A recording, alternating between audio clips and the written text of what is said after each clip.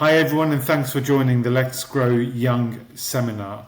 I'm Sanj Pathak. I'm the founder of Let's Grow Young, and this is my seminar on the 5 simple steps to follow to grow young. We are probably on the verge of a revolution in the way we manage our health. We're at the most exciting time ever to take control of our life and bring zest and energy in as a constant rather than turning to a pill. So once again, be present in the next 30 minutes. Don't take notes. Most of what I'm talking about you can get for free. It's all on my website, on my ebook at www.letsgrowyoung.co.uk. Now, a lot of research out there and a lot of practice and tips out there is for people who are looking to extend their lifespan being the number of years that you actually live. However, the focus needs to be on health span, i.e. how many of those years are you living in a healthy way. Life expectancy at the moment, at least in the UK, United Kingdom, Western Europe, is around 80 years. But here's a fact, only 66 years of those are actually fairly healthy. That leaves us with 14 wasted years. So what are you going to get in the next 30 minutes of your day listening to me? Well, I encourage you all to actually zoom in and listen and be present. What you're going to find is that the mind and body, I've realized, cannot be separated.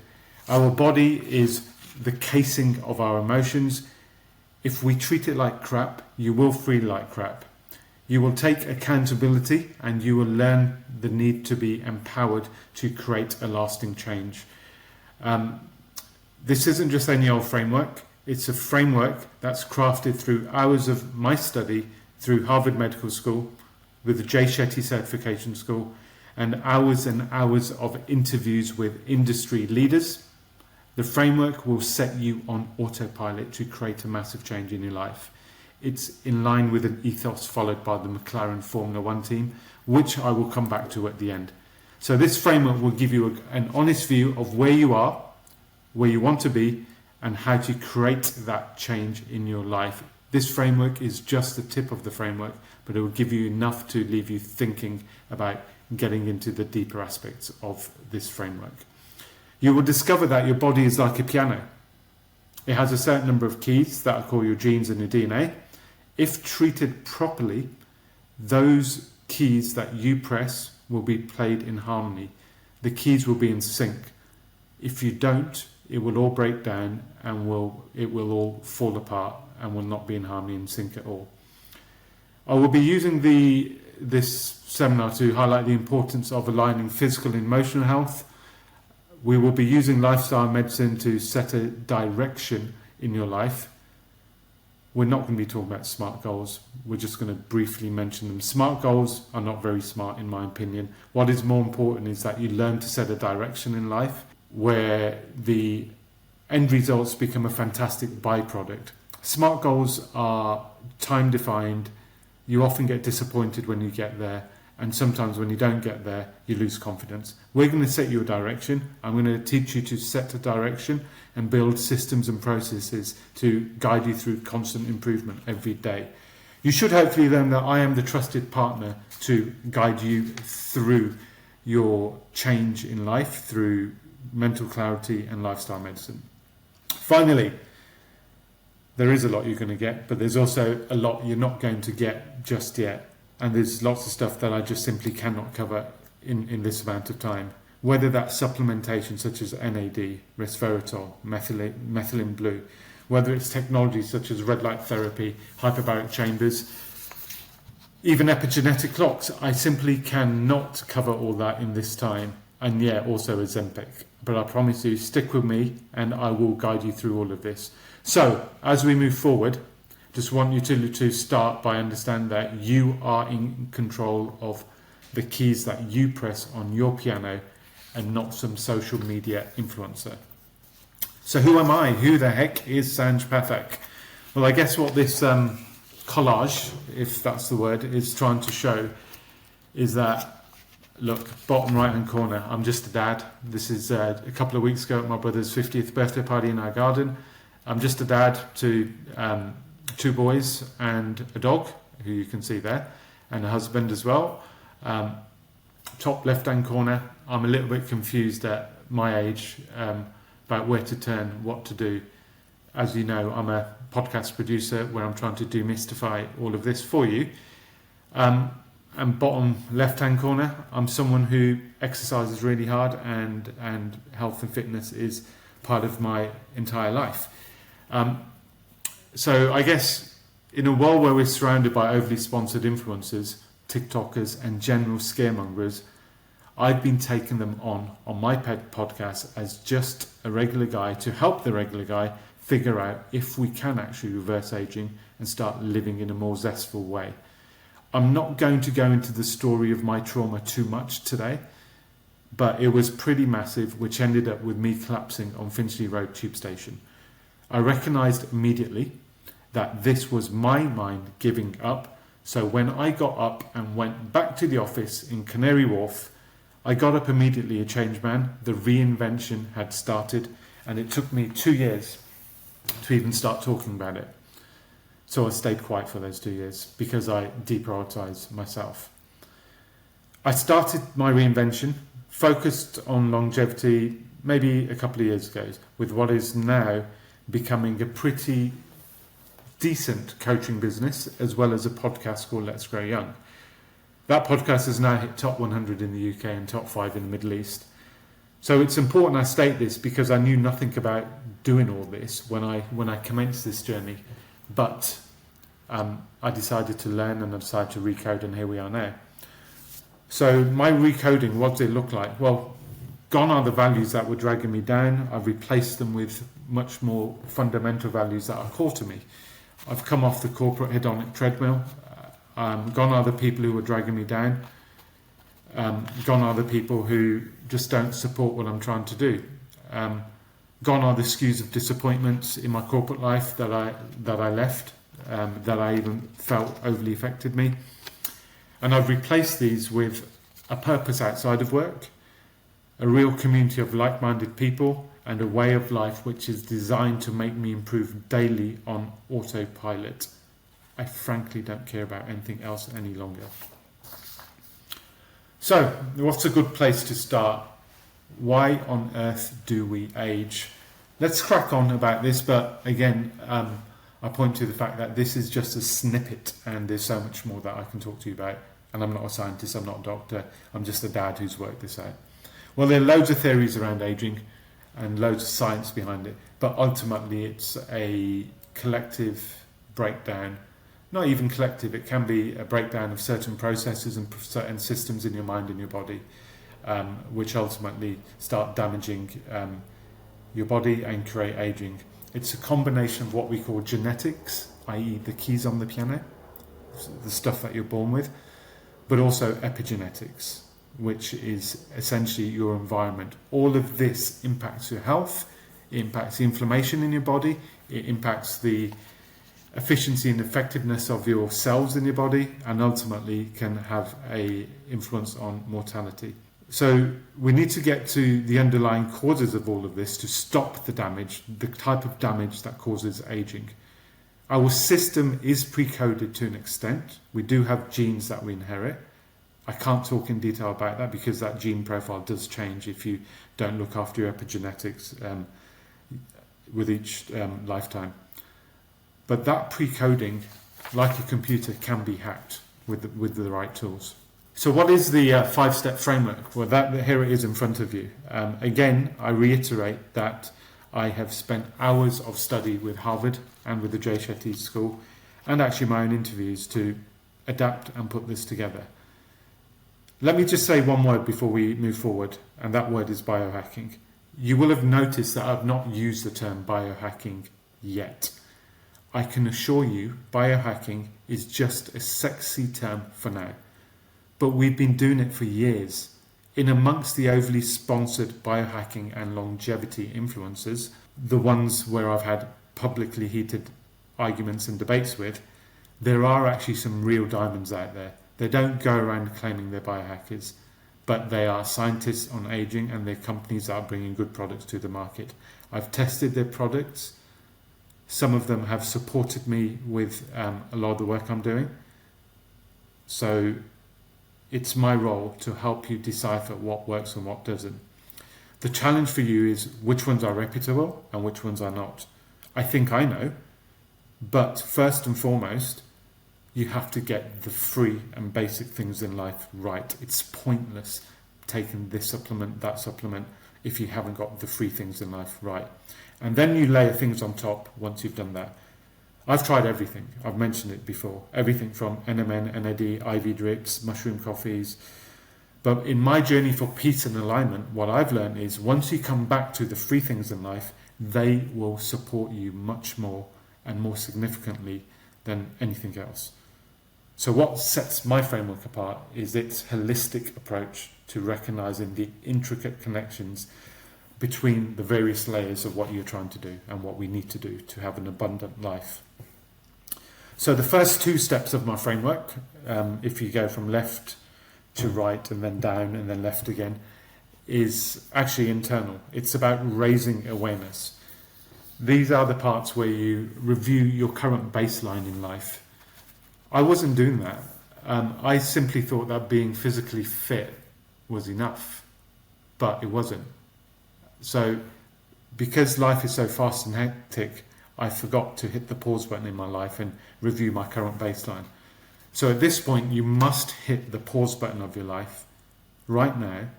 And this is a point where you ask yourself, are you where you want to be in life? If you think you are you really at that point in life? How are you measuring that? Are you looking at financial wealth only? You have to go deep. You have to ask yourself some really, really big questions. And then you take each of these areas in your life and you fundamentally ask yourself through a self-audit of your life, where are you spending your energy in key areas of your life? How is this aligned to the value system that you have? What about the actions you take every day in your life? How are they aligned to the areas in your life where you want to expend more energy? Is there a dissonance between what you're doing and what you want to be doing? So typically in doing this audit of your life, you go into aspects of your career. I certainly did that. You look at your finances, you look at your physical health, you look at your family, your relationships with your family and your friends. Are they solid? Is there depth to them? Is it scattered, etc.? You look at romance with your partner. Are you actually dedicating enough time and energy to that? What about having fun? Are you having enough fun in your life? How do you look into that? And what about the community you're surrounded with? Now, that step completes what I call an audit of your life. I use a scoring system to complete the audit of my life, which, look, ultimately I've worked for corporates for 20 years. It gives me a gap assessment of my life, and it's given me the ability to start prioritizing those gaps and plugging them with actions to get my life into a much more balanced perspective in the way that I want it to be. Not many of us are able to completely give up the world that we live in to join an entirely new world, right? I'm not saying that. I still work a corporate role, but I've been very active in starting a parallel path. That has been very acceptable for me, and just remember that is okay.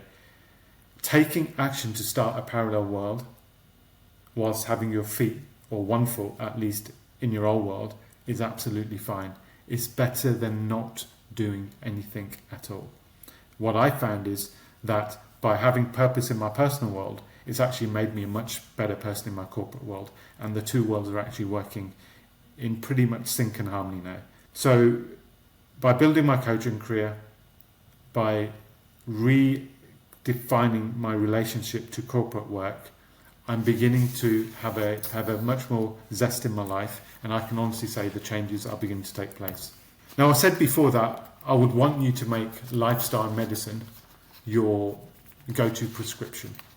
Having decluttered your mind through the process that I talked about before, and look, apologies, I know I'm going fairly quickly, but I'm trying to give you the taste of an entire holistic framework in 30 minutes. But I will be doing separate classes around each of these. So coming back, having decluttered your mind through the steps I talked about previously and built the foundations to achieving change, here I introduce this concept of lifestyle medicine as the cornerstone of your overall health and well-being. The key pillars are exercise, nutrition, sleep, stress resilience, positive social connections, avoiding risky substances. If integrated into your daily life, along with a clarity and purpose and systems and habits to achieve the direction that you want to get to, I guarantee you it will change your life and it will lead to a much more zestful life that helps you to grow young.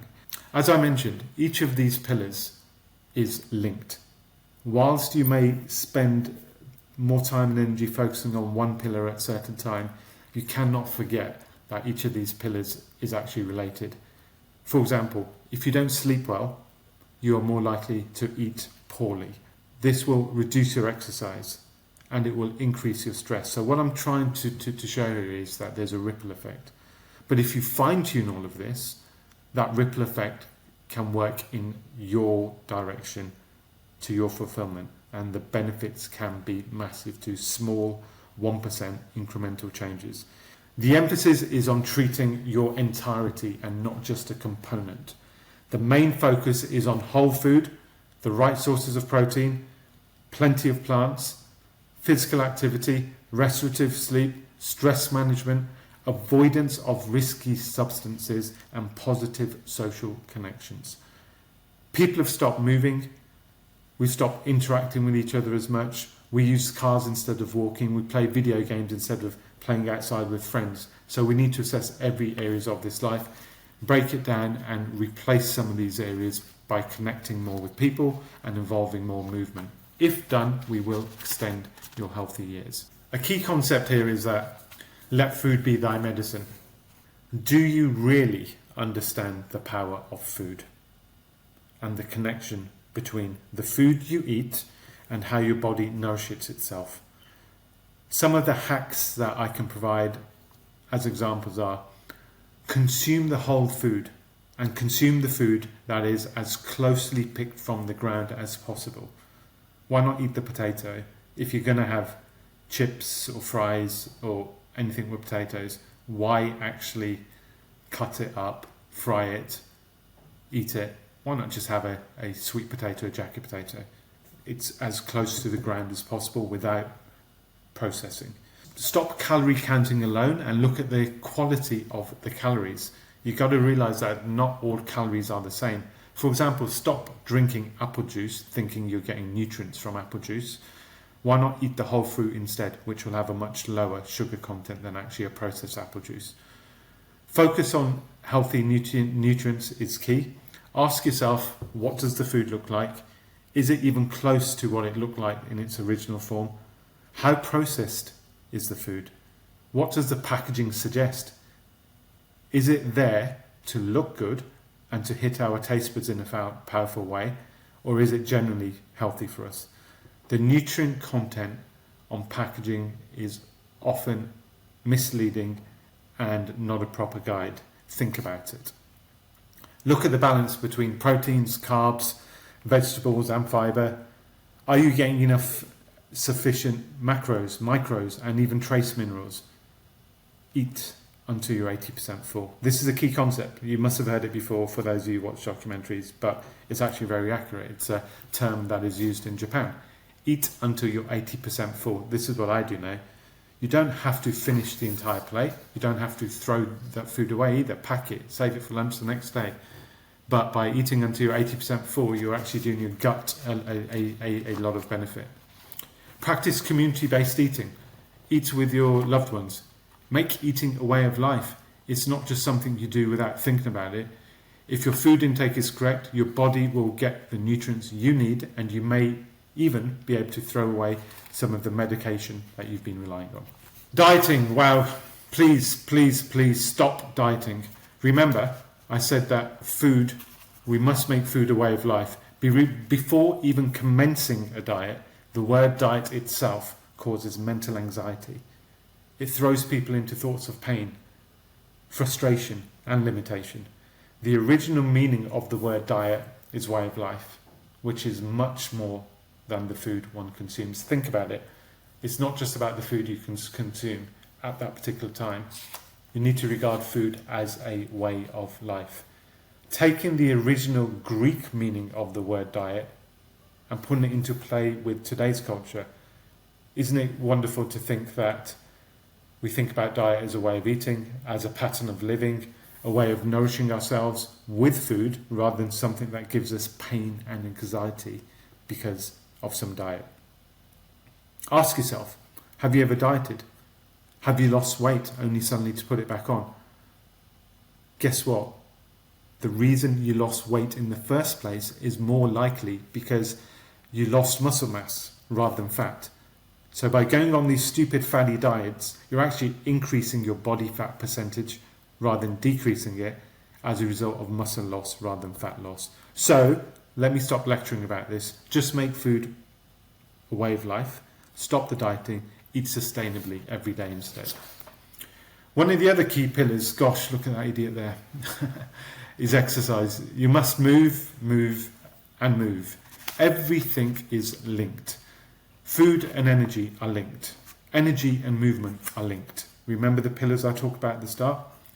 Sitting is not an option. Our lifestyles have become so sedentary. We have to break out of this cycle. We have to recognize the coded behaviors that have created this, and we must stop, pause, and recode them. Remember the parts of the framework that I talk about pausing. So what should you do?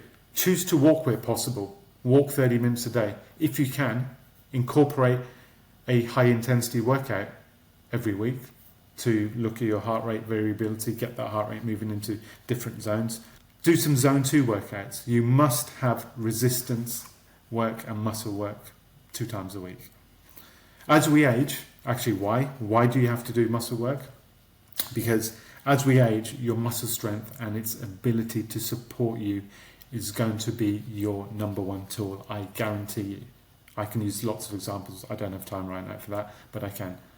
Your ability to exercise and the intensity of it will change with age.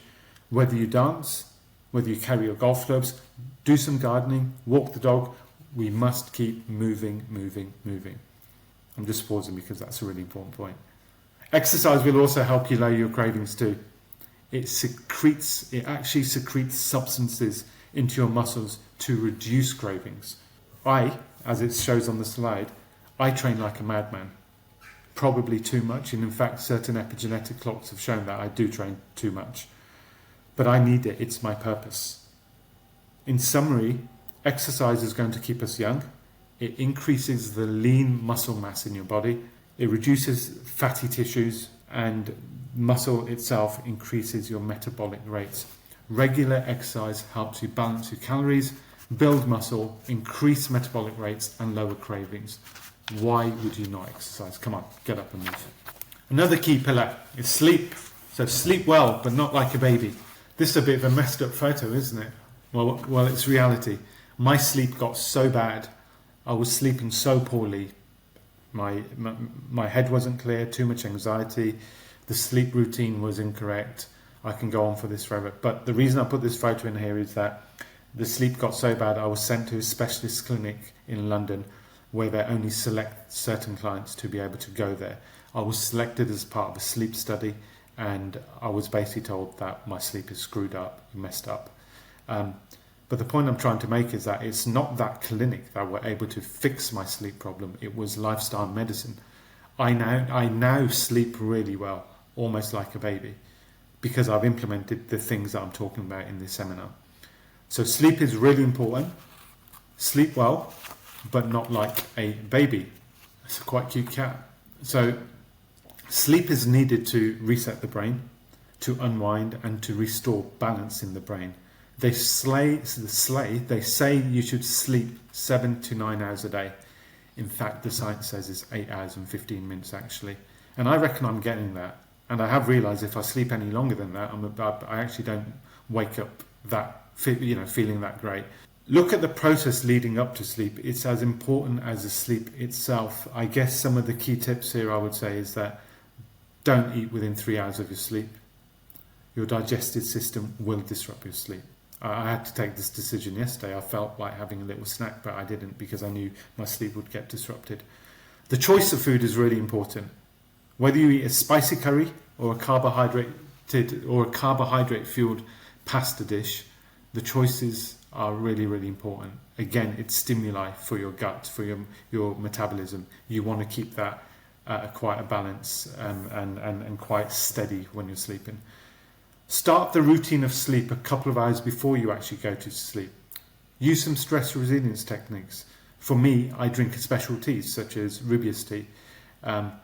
I do also take a magnesium supplement, and I'm testing out blue light blocking glasses to reduce the melatonin. But you don't have to do that. I'm just saying there's some real good, relatively cheap things there, such as magnesium and Rubius tea.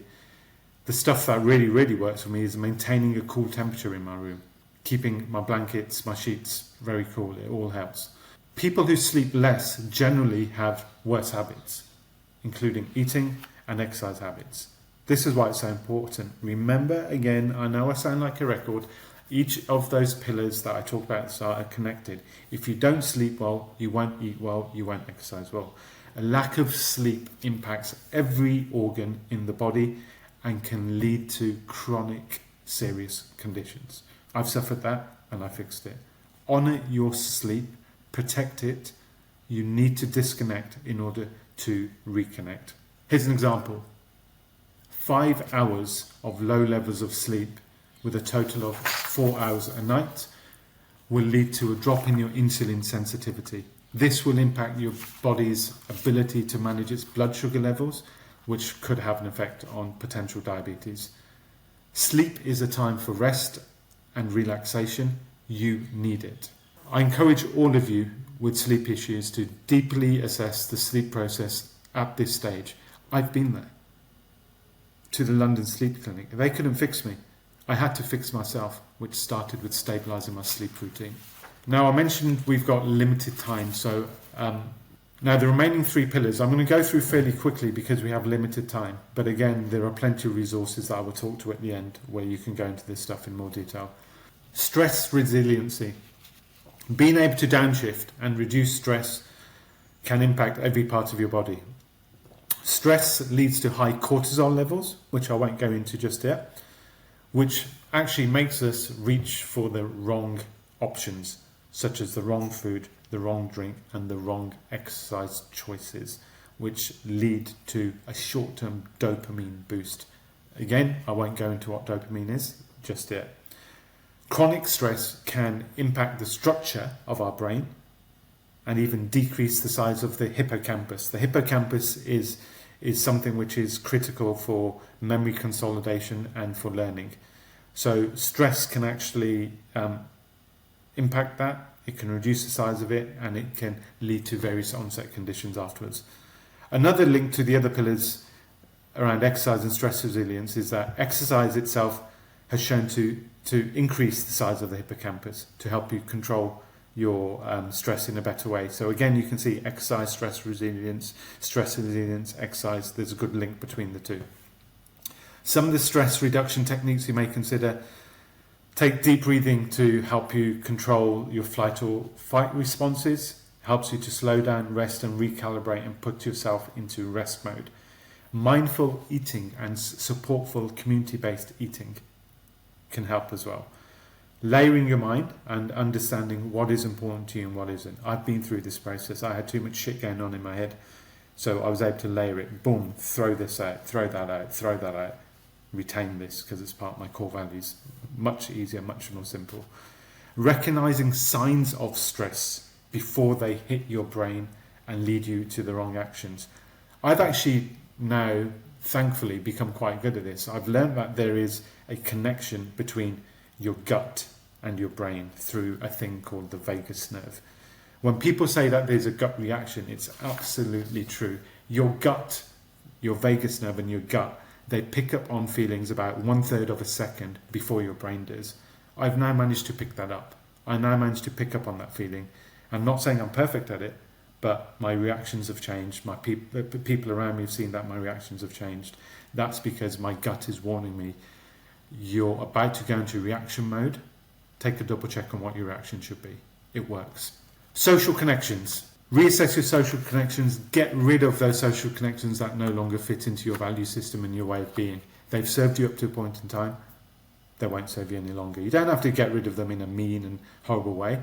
There's ways of doing it, but you must reassess it and move on. The people around you will impact everything. If you work with toxic people, leave the organisation. If your mates are constantly dragging you to the pub, get rid of them. You are the sum of the 5 people you hang around with. That's what people say, at least. It's a really common saying, but I guess it's partly true. Look around, assess, are these the people that you want your values to be associated with?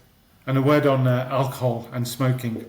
Research shows, and increasing research is showing that alcohol is a carcinogen. That basically means it can cause cancer.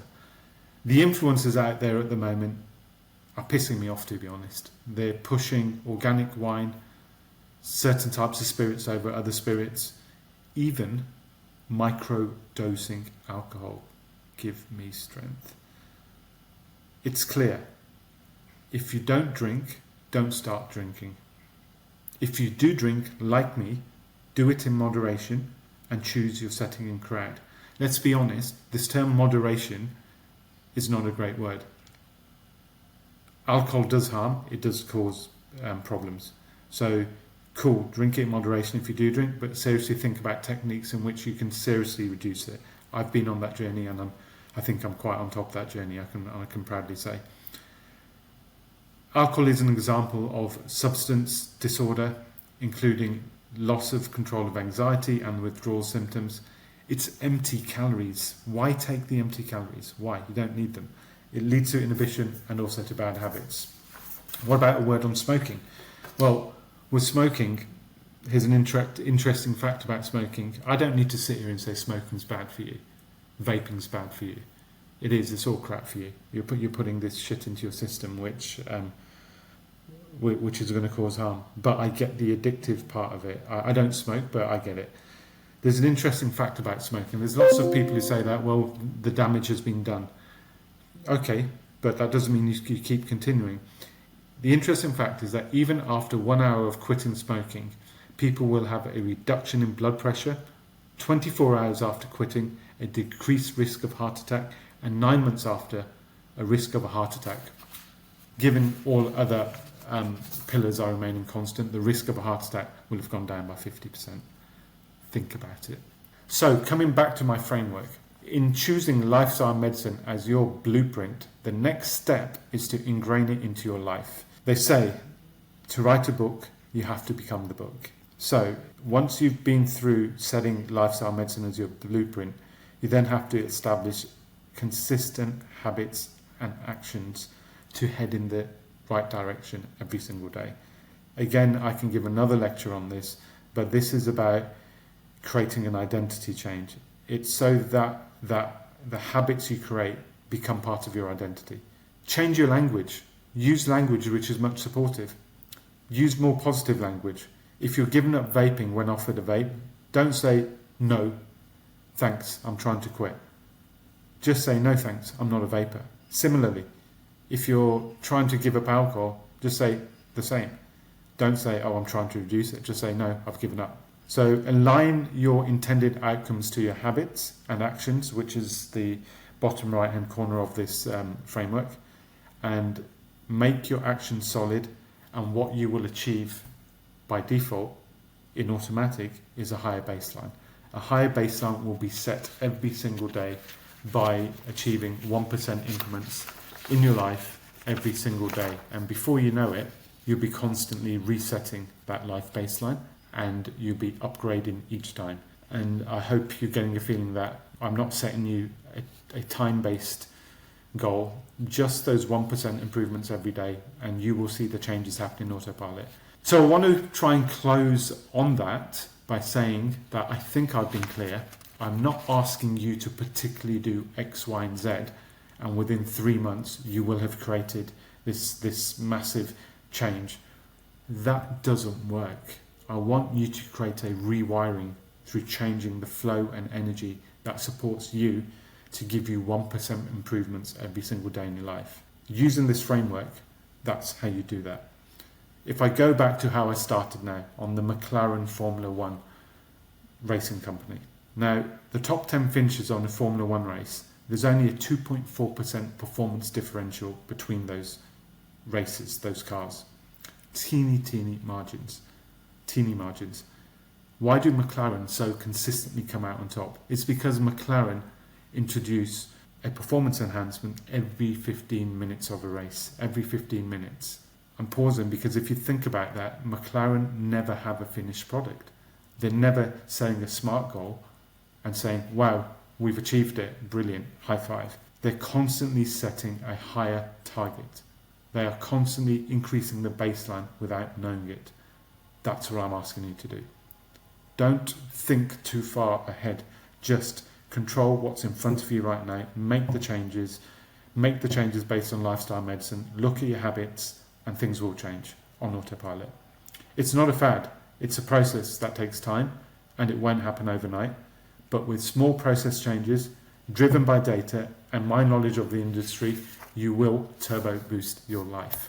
Okay, so more about me. I guess if you want to find out more, once again, this was just a wrapper. There's so much more I can go into. Let me and my team of coaches help you get the fundamentals in place with the use of some science-backed techniques, and I guarantee you change will happen. However, I don't want to immediately sell you a solution, but I would like to do some assessment work with you first. I mentioned biohacking earlier.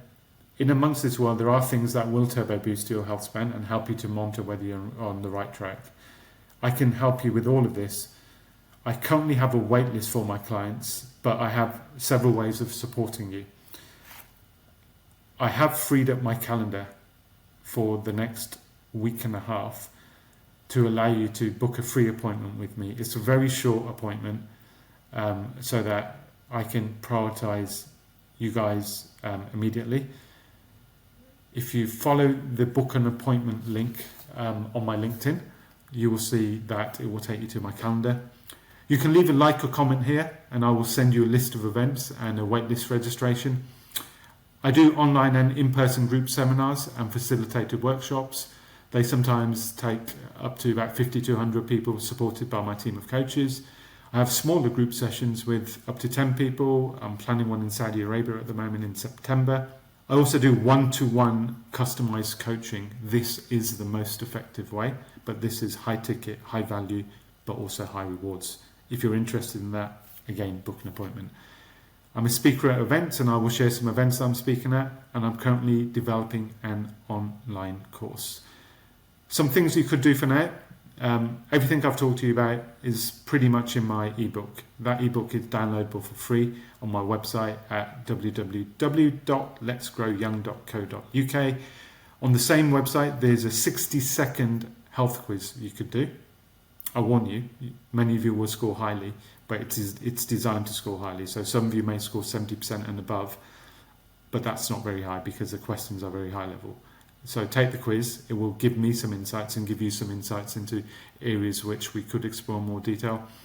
And of course, I've got my podcast, Let's Grow Young, which is available on YouTube and all the major podcast platforms. Thank you very much, and hopefully I will speak to some of you very soon.